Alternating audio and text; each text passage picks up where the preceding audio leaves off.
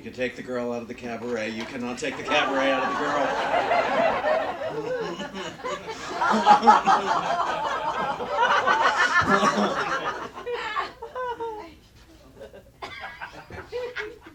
Imagine, today's talk is called The Love of God. The love of God. And so last week we did the light of God for the first part of a series of our prayer for protection. And so this week, the love of God. So I had to think about it. What does that mean? Because it sounds nice. It sounds very nice. Oh, the love of God. So, the light of God surrounds us. The love of God enfolds us. But what does that mean? And I think it really has everything to do with your relationship to God. And your relationship to God is your understanding of God. How do you understand God? Because if your understanding of God is punishing, then really, you're not going to get on board with the light of God and the love of God. If your God is mean, if your God is critical, if your God has an opinion, I'm serious about this. If your God has a single opinion, how can you get on board with God? Because if God has an opinion, your God is as small-minded as you happen to be in that moment. Is as limited. And I can't afford a limited God. Quite frankly, I need a much bigger God than anything I've ever conceived. I need a God that is too big for me to conceive. That's what I'm going to get on board with. In the love of God. The love of God. Listen to this. As Nancy sang that song, It's You I Like. Does your God like you? Seriously, does your God like you no matter what? Yes. And that's, we need that. That's what, in the Jesus Christ teachings message, that's what he did. Whether he existed or not in the way we know it, within the myth, he created a God that liked him, that loved him unconditionally, had no judgment of his behavior. Just love. That's what the story of the prodigal son is all about. Is a divine parent, divine creator that loves no matter how poorly behaved the child is. We're doing that with our cat. Little Gabriel. He does things I don't want him to do. I don't want him walking across the dining room table. I don't want him on end tables. I don't want him leaning up against the big vase that's going to go over. There's certain things I do not. I'm not shaking a can full of coins at him. I don't want to scare him into where there you are. Where his name's David. We are doing things with it. He's understanding. I find the softer I speak to him, he turns and looks at me. No, he debates. Especially around the base.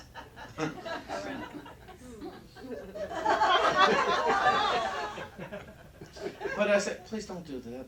And he'll get down, and he'll walk down, usually. Or sometimes you have to get up, and then he jumps off the couch.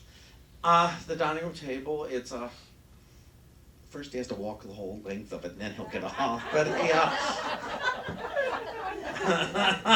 the buffet, he likes to toothpicks. Toothpicks. He likes to take out. But as soon as you walk near, he knows he's not supposed to do it. But I don't have to hate him.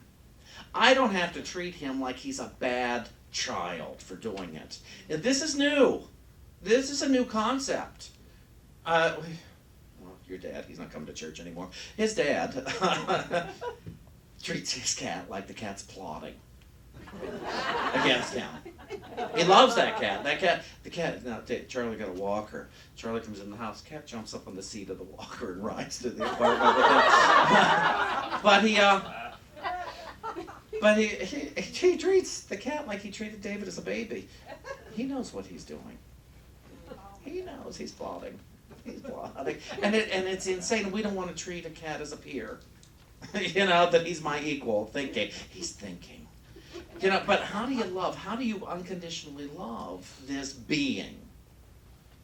And rather than scare them into submission. And I can't afford a God that I'm now creating to scare me into submission. Can you?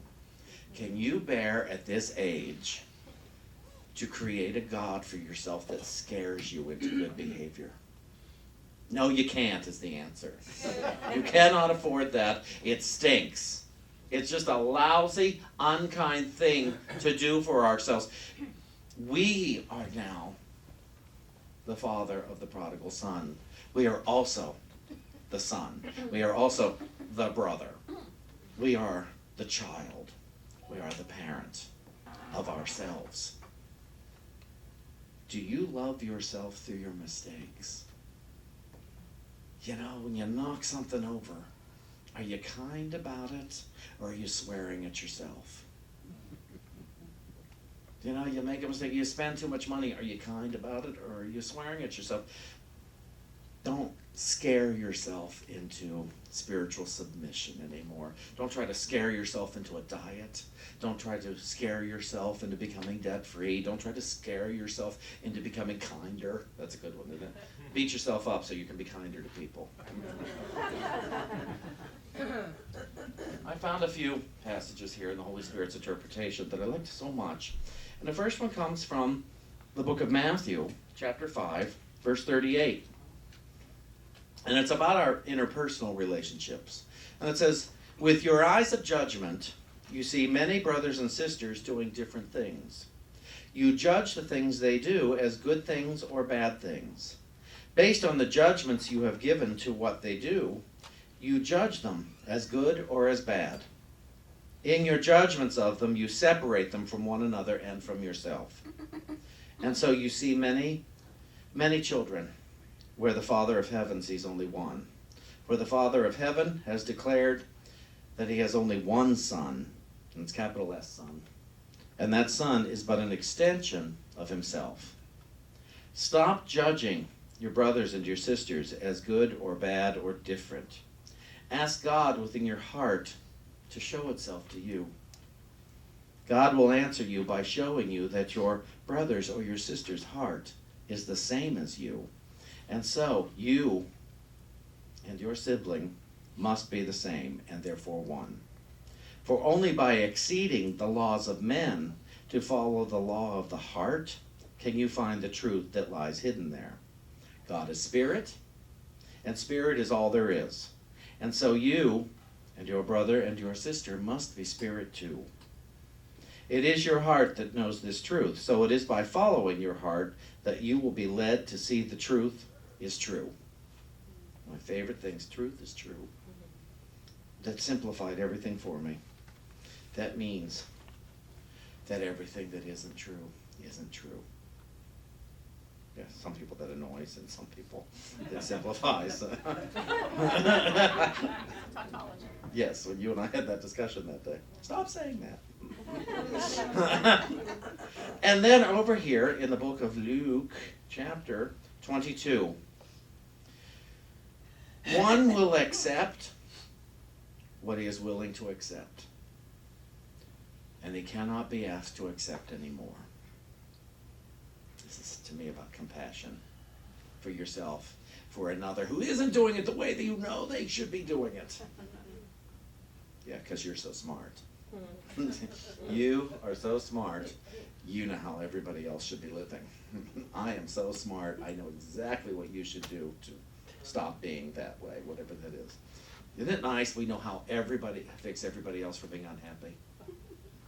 I know exactly what you should do so you should never be unhappy again, never be unhealthy again, never be poor again. I know exactly. I'll tell you, and then I'll go away.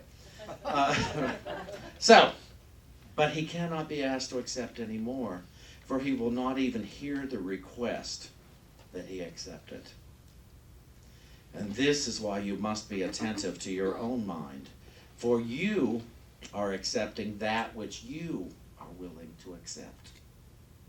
But you're not accepting all that you want to accept, because you're not yet fully willing. Do not let this distress you. Be glad that an awareness of limits has been brought to your mind.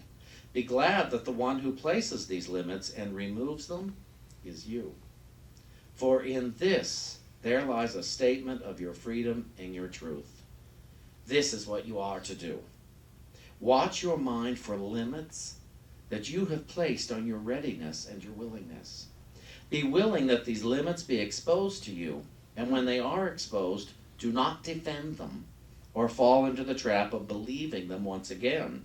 Instead, notice the limitation that has been placed upon your mind and say to it, but this, I have limited myself by my own choosing through agreeing to believe this thought.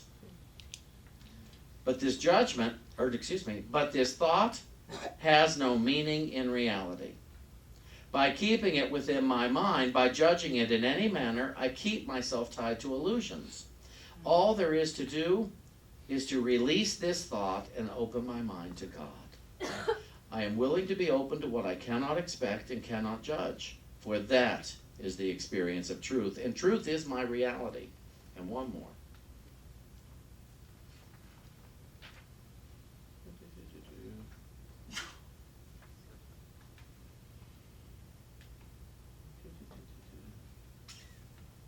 You know, I have taught myself to underline. and sometimes I say, oh no, I will remember. And I do. It comes from the book of John, chapter 13. It starts with verse 31. Accept the light by accepting one will.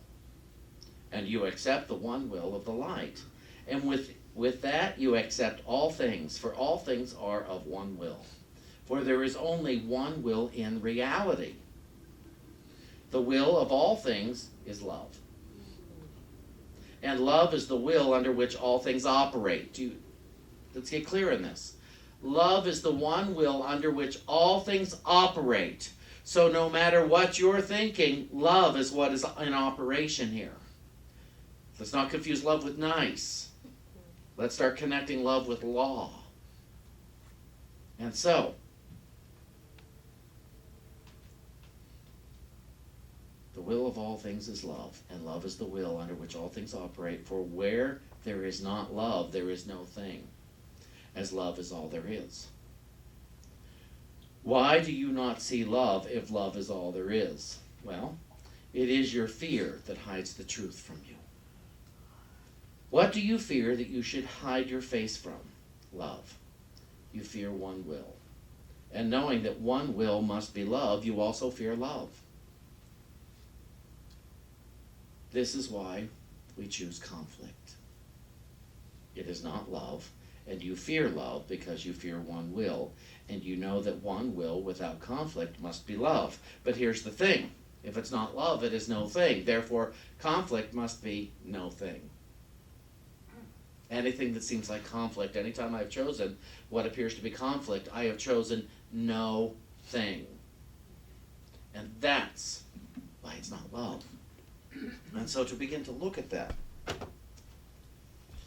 God only offers love. Creation, the creator that we refer to, which is principle really, it's divine law, only offers love. I am only offered love all the time. It's the only thing that is ever given to me is love. Now, we can look at some pretty nasty past for some of us and say, how was that love? Well, look at your life right at this moment. In this moment, do you have everything you need? Right here, right now, do you have everything you need? We're not talking about next month's rent. We're talking about right now. We're not talking lunchtime at noon. We're talking about right now. Right now, do you have everything you need? And if you do, you have love. If you think you don't, then you think love is missing.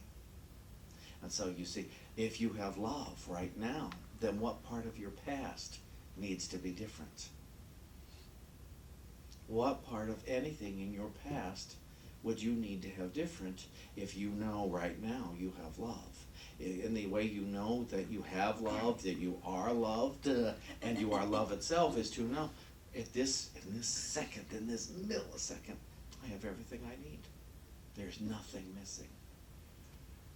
There is no thing that would make my life better in this second.